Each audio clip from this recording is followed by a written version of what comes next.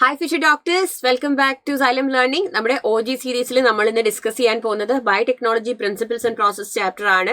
നിങ്ങൾക്കറിയാം നീറ്റിൽ നല്ല വെയിറ്റേജ് ഉള്ള ചാപ്റ്റർ ആണ്, നല്ല വലിയ ചാപ്റ്റർ ആണ്. So let's quickly revise this chapter.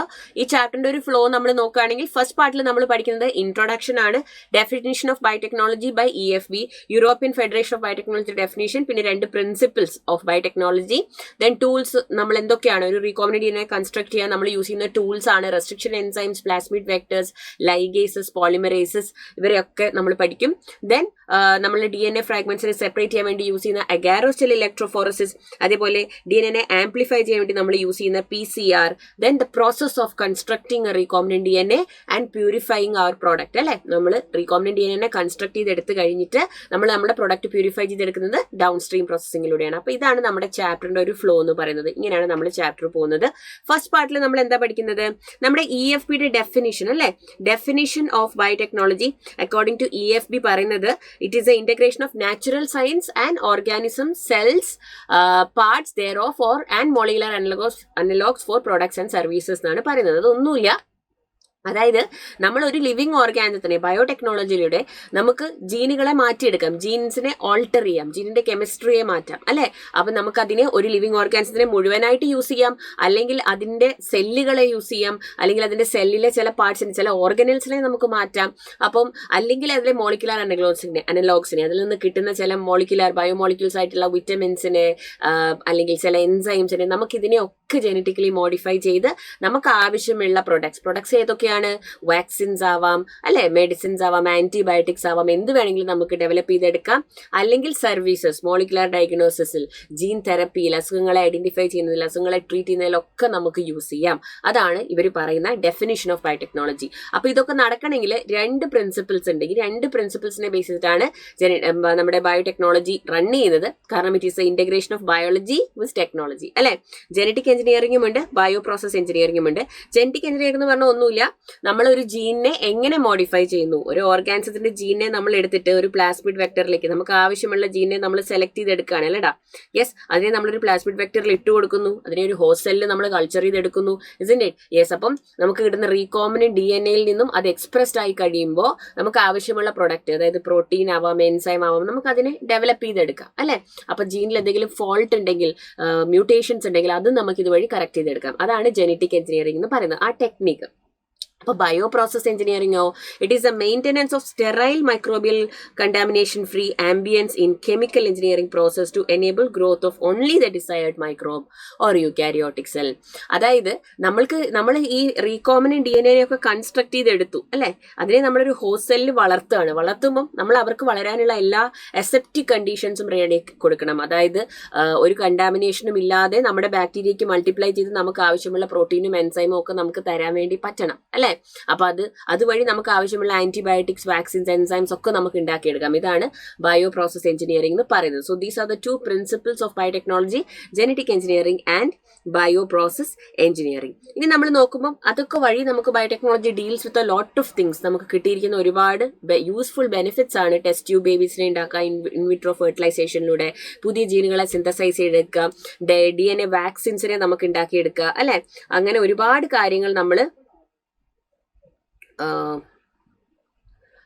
കാര്യങ്ങൾ നമ്മൾ ഈ മെത്തേഡിലൂടെ ഡെവലപ്പ് ചെയ്തെടുത്തിട്ടുണ്ട്. DNA വാക്സിൻസിനെ ഉണ്ടാക്കിയെടുക്കുക, കറക്റ്റിംഗ് എ ഡിഫക്റ്റീവ് ജീൻ, ഇതൊക്കെ ഇതിന്റെ ആപ്ലിക്കേഷൻസ് ആണ്. Now moving to the next part. നമ്മൾ ഇനി പോകുന്നത് ഇവിടുത്തെ ടൂൾസ് ഏതൊക്കെയാണെന്നാണ്. Which are the tools we are using in constructing a recombinant DNA. So ടൂൾസിലേക്ക് നമ്മൾ പോകുന്നതിന് മുമ്പ് when we look at the process of recombinant DNA technology, നമ്മളൊരു DNA കൺസ്ട്രക്ട് ചെയ്യാനായിട്ട്, ഒരു റീകോമിനന്റ് DNA കൺസ്ട്രക്ട് ചെയ്യാനായിട്ട് നമ്മൾ ഫസ്റ്റ് ചെയ്യേണ്ടത് എന്താ? നമ്മളൊരു ടാർഗറ്റ് സെല്ലിനെ ഐഡന്റിഫൈ ചെയ്യുന്നു അല്ലെ. അവിടെ നിന്നും നമ്മുടെ ടാർഗറ്റ് DNA നമ്മൾ ഐസൊലേറ്റ് ചെയ്തെടുക്കണം. അതായത് നമ്മുടെ അതിനെ ഫോറിൻ DNA എന്ന് വിളിക്കും, ടാർഗറ്റ് DNA എന്ന് വിളിക്കും, DNA ഓഫ് ഇൻട്രസ്റ്റ് എന്ന് വിളിക്കും. നമുക്ക് അതിനെ ഐസൊലേറ്റ് ചെയ്തെടുക്കണം. So isolation of the target DNA or foreign DNA or genetic material is very very important. അപ്പൊ ഐസൊലേഷന് വേണ്ടിയിട്ട് നമ്മൾ യൂസ് ചെയ്യുന്ന മെത്തേഡ്സ് ആണ് ഇതൊക്കെ. പ്ലാന്റ് സെൽ ആണെങ്കിൽ നമുക്കറിയാം സെല്ലിന്റെ ഉള്ളിൽ DNA ഒറ്റയ്ക്കല്ല ഇരിക്കുക. അപ്പൊ ന്യൂക്ലിയസിന്റെ ഉള്ളിലാണെങ്കിൽ DNA ഉണ്ടാവും, RNA ഉണ്ടാവും, പ്രോട്ടീൻ ഉണ്ടാവും, സെല്ലിന്റെ ഉള്ളിൽ മറ്റ് സെൽ ഓർഗനൽസ് ഉണ്ടാകും. അപ്പൊ ഇതിനെയൊക്കെ ഡൈജസ്റ്റ് ചെയ്തിട്ട് വേണം നമുക്ക് ആവശ്യമുള്ള നമ്മളുടെ DNA നമ്മൾ ഐസൊലേറ്റ് ചെയ്തെടുക്കാൻ. അപ്പോൾ പല സെൽസിലും നമ്മൾ പല എൻസൈംസ് ആണ് യൂസ് ചെയ്യുക. പ്ലാന്റ് സെൽ ആണെങ്കിൽ നമ്മൾ സെല്ലുലേസ് യൂസ് ചെയ്യും, ഫംഗസ് ആണെങ്കിൽ സെൽ വാൾ ബ്രേക്ക് ചെയ്യാൻ നമ്മൾ കൈറ്റിനേസ് യൂസ് ചെയ്യും, ബാക്ടീരിയ ആണെങ്കിൽ നമ്മൾ ലൈസോസൈം യൂസ് ചെയ്യും, പ്രോട്ടീൻ ആണെങ്കിൽ ഇനിയിപ്പോൾ പ്രോട്ടീൻസിനെ ആണ് ഇത് ചെയ്യേണ്ടതെങ്കിൽ പ്രോട്ടിയേസസിനെ യൂസ് ചെയ്യും, കാർബോഹൈഡ്രേറ്റ്സിനെ ആണെങ്കിൽ കാർബോഹൈഡ്രേറ്റ്സിനെ യൂസ് ചെയ്യും, ലിപ്പിഡ്സിനെ ആണെങ്കിൽ ലൈപ്പേസസിനെ യൂസ് ചെയ്യും, ആൻഡ് RNA ആണെങ്കിൽ റൈബോന്യൂക്ലിയസസിനെ യൂസ് ചെയ്യും. എന്നിട്ട് നമ്മൾ DNA സെപ്പറേറ്റ് ചെയ്തെടുക്കാൻ വേണ്ടിയിട്ട് നമ്മൾ ചിൽഡ് എത്തനോൾ ഒഴിച്ച് DNA പ്രസിപ്പിറ്റേറ്റ് ചെയ്തെടുക്കും. ആ പ്രോസസ്സിനെയാണ് നമ്മൾ സ്പൂളിംഗ് എന്ന് പറയുന്നത് കേട്ടോ. എന്താണ് പറയാം? സ്പൂളിംഗ് എന്ന് പറയുന്നത്. ചിൽഡ് എത്തനോൾ ഒഴിച്ച് DNA നമ്മൾ ഐസൊലേറ്റ് ചെയ്ത് പ്രസിപ്പിറ്റേറ്റ് ചെയ്തെടുക്കുന്ന ആ മെത്തേഡിനെയാണ് സ്പൂളിംഗ് എന്ന് പറയുന്നത്. അപ്പൊ നമുക്ക് ആവശ്യമുള്ള DNA നമുക്ക് കിട്ടി അല്ലെ. ഇനി എന്താ ചെയ്യേണ്ടത്? ഇതിനെ നമ്മൾ കട്ട് ചെയ്യണം. നമ്മുടെ ഫോറിൻ DNA നമ്മൾ കട്ട് ചെയ്യണം.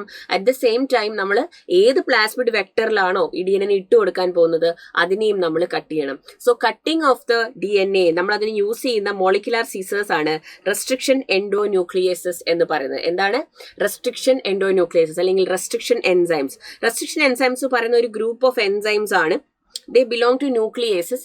2 ടൈപ്പ് ആൾക്കാരുണ്ട്. അതായത് എക്സോ ന്യൂക്ലിയസസും ഉണ്ട്, എൻഡോ ന്യൂക്ലിയസസും ഉണ്ട്. ന്യൂക്ലിയസസ് അതിൽ എക്സോ ന്യൂക്ലിയസസ് DNA കട്ട് ചെയ്യുന്നത് at the ends of DNA. ഒരു DNA long sequence of DNA ഉണ്ടെങ്കിൽ അതിന്റെ എൻഡ്സിലാണ് എക്സോ ന്യൂക്ലിയസ് കട്ട് ചെയ്യുക. എൻഡോ ന്യൂക്ലിയസോ വിത്തിൻ എ സ്പെസിഫിക് പോയിന്റ് അല്ലെ, വിത്തിൻ ദാറ്റ് സീക്വൻസ് ഒരു സ്പെസിഫിക് പോയിന്റിലാണ് കട്ട് ചെയ്യുന്നത്.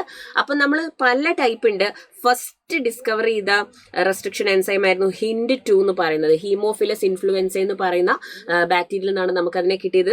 സോ ഫാർ നമുക്ക് അറൌണ്ട് 900 റെസ്ട്രിക്ഷൻ എൻസൈംസിനെ നമ്മൾ ഐഡന്റിഫൈ ചെയ്തിട്ടുണ്ട് from around 230 strains of bacteria. മെയിനായിട്ട് ബാക്ടീരിയയിൽ നിന്നാണ് കിട്ടുന്നത്. ഈ എൻഡോ ന്യൂക്ലിയസസ് നമ്മൾ ഇവരെ പറയാൻ തന്നെ കാരണം എന്താ? വിത്തിൻ ദ DNA ആണ് ഇവർ കട്ട് ചെയ്യുന്നത്.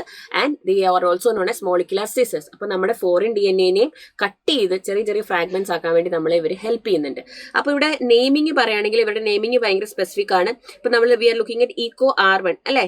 EcoR1 എന്ന് പറയുന്ന റെസ്ട്രിക്ഷൻ എൻസൈമിനെ നമുക്ക് കിട്ടിയിരിക്കുന്നത് എസ്ചെരീഷ്യ കോളൈ ബാക്ടീരിയയിൽ നിന്നാണ്. അപ്പോൾ ഒരു നെയിമിംഗ് നോക്കിക്കേ.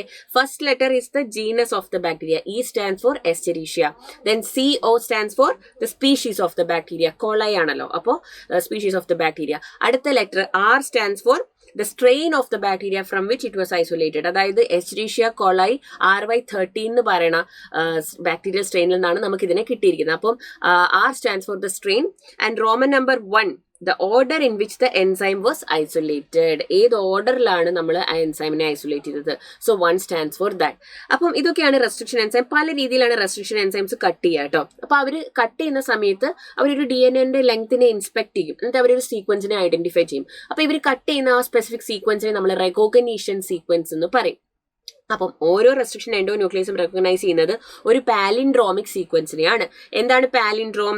അതായത് നമ്മൾ DNA ഡബിൾ സ്റ്റാൻഡേർഡ് ആണല്ലോ. അപ്പൊ 5' to 3' വായിച്ചാലും 3' to 5' വായിച്ചാലും എന്താണ് സെയിം ഡയറക്ഷനിൽ നമ്മൾ നോക്കുമ്പോൾ ഒരേപോലെ ആയിരിക്കില്ല. പക്ഷെ ഓപ്പോസിറ്റ് ഡയറക്ഷനിൽ നോക്കുമ്പോൾ 5' to 3'ഉം 5' to 3'ഉം റൈറ്റ് ടു ലെഫ്റ്റും ലെഫ്റ്റ് ടു റൈറ്റും നമ്മൾ വായിക്കുമ്പോൾ ഒരേപോലെ റീഡ് ചെയ്യുന്ന വേർഡിനാണ് നമ്മൾ പാലിൻഡ്രോം എന്ന് പറയുന്നത്. Like the word Malayalam. അപ്പം EcoR1ന്റെ പാലിൻഡ്രോം ആണ് ഈ കാണുന്നത് GAATTC. നോക്കിക്കേ, 5' to 3' വായിക്കുമ്പോഴും ഇറ്റ് റീഡ്സ് GAATTC. അതിന്റെ കോംപ്ലിമെന്ററി സ്ട്രാൻഡ് ആണ് ഇത്. അത് നമ്മൾ 5' to 3' വായിക്കുമ്പോൾ GAATTC ആണ് റീഡ് ചെയ്യുന്നത്. So that is the recognition sequence. That is the palindrome here. പിന്നെ നമുക്കറിയാം ഇവര് കട്ട് ചെയ്യുന്നത് ഇങ്ങനെയാണ്. റെസ്ട്രിക്ഷൻ എൻസൈം കട്ട് ചെയ്യുന്ന പ്രോസസ്സിനെ നമ്മൾ റെസ്ട്രിക്ഷൻ ഡൈജഷൻ എന്നാണ് പറയുക. അപ്പൊ ഇവര് ഒരേ 2 സ്ട്രാൻഡിലും in between the same bases ആണ് DNA കട്ട് ചെയ്യുക. ഇവിടെ നോക്കുക, EcoR1 കട്ട് ചെയ്യുന്നത് Gന്റെയും Aന്റെയും ഇടയ്ക്കാണ് 2 സ്ഥലത്തും അല്ലെ. അപ്പൊ അത് പ്രൊഡ്യൂസ് ചെയ്യുന്ന എൻസിനെ നമ്മൾ സ്റ്റിക്കി എൻസ് എന്നാണ് പറയുക. അവരെന്താ ചെയ്യുന്നത്? They form hydrogen bonds with their complementary counterparts. അപ്പൊ നമ്മൾ ഇനി ഇവരെ എവിടെയാണോ ജോയിൻ ചെയ്യിപ്പിക്കാൻ ഉദ്ദേശിക്കുന്നത്, നമ്മുടെ വെക്ടർ DNAയിലാണെങ്കിൽ വെക്ടർ DNAനെയും അതേപോലെ ആര് കട്ട് ചെയ്യും? ഇത് നമ്മളുടെ ഫോറിൻ DNA അല്ലെ, DNA ഓഫ് ഇൻട്രസ്റ്റ്. അതിനെ ഇവർ കട്ട് ചെയ്തു. അറ്റ് ദ സെയിം ടൈം നമ്മുടെ പ്ലാസ്മിഡ് വെക്ടർ ഉണ്ട്. പ്ലാസ്മിഡ് വെക്ടർ ഇതാ ഇങ്ങനെ ഇരിക്കുകയായിരുന്നു. പ്ലാസ്മിഡ് വെക്ടറിനെയും അവരിവിടെ കട്ട് ചെയ്തിട്ടുണ്ട് അല്ലെ. അപ്പൊ 2 സ്ഥലത്തും ഇവർ ഒരേ രീതിയിലാണ് കട്ടിങ് നടത്തിയിട്ടുള്ളത്. അപ്പൊ ഇവിടെ കുറച്ച് ഹാങ്ങിങ് ആയിട്ടുള്ള സ്റ്റിക്കി എൻസ് ഉണ്ടാകും. അത് പോയിട്ട് ഇവിടെയുമായിട്ട് ചേർന്ന് ഹൈഡ്രജൻ ബോണ്ട്സ് ഫോം ചെയ്ത് അങ്ങനെയാണ് വെക്ടർ DNAയിൽ നമ്മുടെ ഫോറിൻ DNA പോയിട്ട് ഇൻസ്റ്റാൾ ആവുക. അപ്പൊ അത് നമ്മൾ നോക്കിക്കഴിഞ്ഞു. നമ്മൾ നേരെ പോകുന്നത് നമ്മൾ DNA കട്ട് ചെയ്ത് നമുക്ക് കുറെ പീസസ് കിട്ടി അല്ലെ. പക്ഷെ ആ DNA ഫ്രാഗ്മെന്റ്സിനെ നമുക്ക് വെറുതെ അങ്ങ് കൊണ്ടുപോയിട്ട് വെക്ടറിലേക്ക് ഇട്ട് കൊടുക്കാൻ പറ്റില്ല. ഫസ്റ്റ് നമ്മൾ എന്ത് ചെയ്യണം, നമുക്ക് ആവശ്യമുള്ള ഫ്രാഗ്മെന്റ്സിനെ നമ്മൾ സെലക്ട് ചെയ്തെടുക്കണം. അതിന് നമ്മൾ യൂസ് ചെയ്യുന്ന മെത്തേഡാണ് agarose gel electrophoresis. DNA fragments can be separated by gel electrophoresis. So DNA fragments negatively charge ആണ്. നമ്മളിവിടെ ചാർജിനെ നോക്കുകയാണ്. കാരണം ഇവിടെ എന്ത് ചെയ്യുന്ന വെച്ചിട്ടുണ്ടെങ്കിൽ നമ്മൾ ഈ സെപ്പറേറ്റ് ചെയ്തെടുത്ത DNA ഫ്രാഗ്മെന്റ്സിനെ ഒരു അഗാരോസ് ജെൽ പ്ലേറ്റിലേക്ക് ഇട്ട് കൊടുക്കുകയാണ്. അത് 2 ഇലക്ട്രോഡ്സ് കണക്ട് ചെയ്തിട്ടുണ്ട്, ഒരു ആനോഡും ഒരു കാത്തോഡും കണക്ട് ചെയ്തിട്ടുണ്ട്. അപ്പൊ ഇവരുടെ ടെൻഡൻസി എന്തായിരിക്കും, DNA fragments separate according to their size through sieving effect provide by the agarose gel. The smaller the size fragment the further it moves അല്ലെ. അപ്പൊ DNAക്ക് നെഗറ്റീവ് ചാർജ് ആണ്. അതുകൊണ്ട് തന്നെ ഈ DNA ഫ്രാഗ്മെന്റ്സ് എന്ത് ചെയ്യൂടാ, പോസിറ്റീവ് എൻഡിലേക്കാണ് ഇവർ മൂവ് ചെയ്യുക അല്ലെ. They move to the anode, positive എൻഡിലേക്കാണ് ഇവർ മൂവ് ചെയ്യുക. So it is actually based on their size base separation ആണ്. കാരണം ലാർജർ ഫ്രാഗ്മെന്റ്സ് അപ്പൊ പതുക്കെ അല്ലേ പോളൂ, സ്മോളർ ഫ്രാഗ്മെന്റ്സ് പെട്ടെന്ന് പോകും. അപ്പൊ നമുക്ക് അതിൽ നിന്നും ഈ അഗാരോസ് ജെല്ലിൽ നിന്നും നമുക്ക് ഇതിനെ കട്ട് ചെയ്തെടുക്കാൻ പറ്റും. പക്ഷെ DNAക്ക് കളർ ഇല്ലല്ലോ. അപ്പൊ നമ്മൾ എങ്ങനെയാ കാണുക DNA എവിടെ എത്തി, ആരെയാണ് കട്ട് ചെയ്യുന്നത്, നമ്മൾ എങ്ങനെ ഐഡന്റിഫൈ ചെയ്യും? അതിന് നമ്മൾ യൂസ് ചെയ്യുന്നതാണ് എഥീഡിയം ബ്രോമൈഡ് അല്ലെ.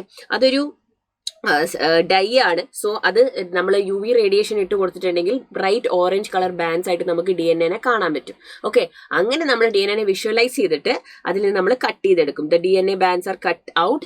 ആ പ്രോസസ്സിനെയാണ് നമ്മൾ എല്യൂഷൻ എന്ന് പറയുന്നത്. ഓക്കെ, അങ്ങനെ നമുക്ക് DNA ഫ്രാഗ്മെന്റ്സിനെ കിട്ടി, നമ്മൾ കട്ട് ഔട്ട് ചെയ്തെടുത്തു.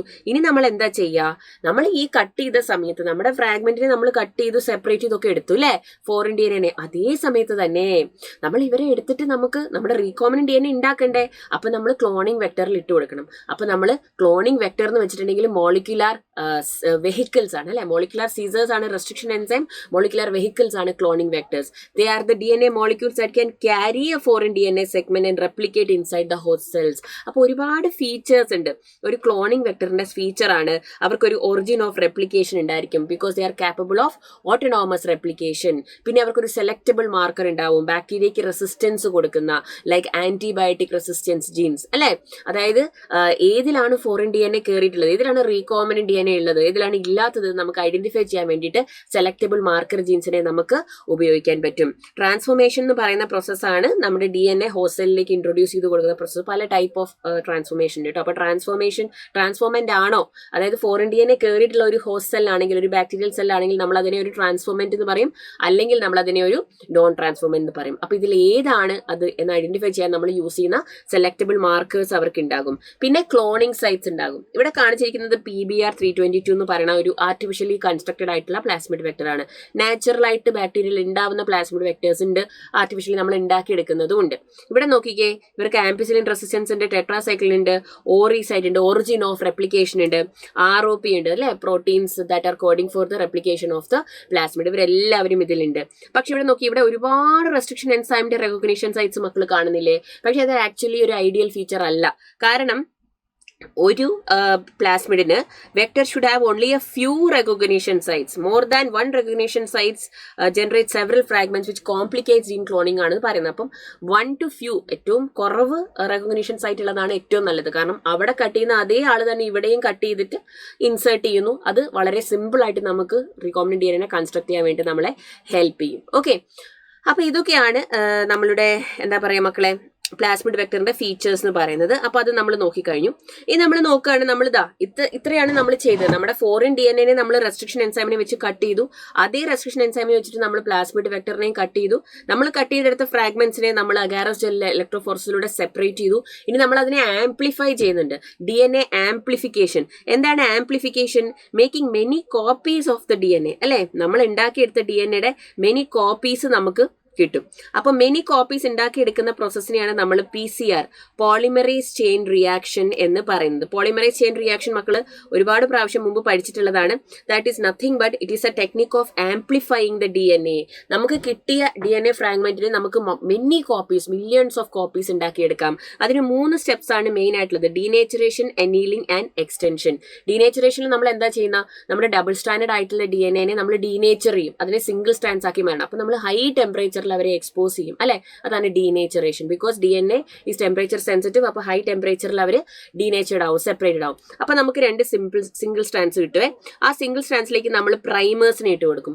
പ്രൈമേഴ്സ് വെച്ചിട്ടുണ്ടെങ്കിൽ എന്താ, ദേ ആർ ഒളിഗോ ന്യൂക്ലിയോടൈഡ്സ് അല്ലെ. DNA സ്ട്രാൻഡ്സ് തന്നെയാണ് അവര് they will be complementary to these single strands. അപ്പോൾ അവർക്ക് കോംപ്ലിമെന്ററി റീജിയൻസ് ഉണ്ടെങ്കിൽ അവരവിടെ പോയിട്ട് ബേസ് പെയർ ചെയ്യും, അറ്റാച്ച് ചെയ്യും അല്ലേ. അപ്പോൾ അപ്പോഴേക്ക് ടെമ്പറേച്ചർ നമ്മൾ കുറച്ച് കുറയ്ക്കും അല്ലേ. വീണ്ടും വരുന്നതാണ് എക്സ്റ്റൻഷൻ.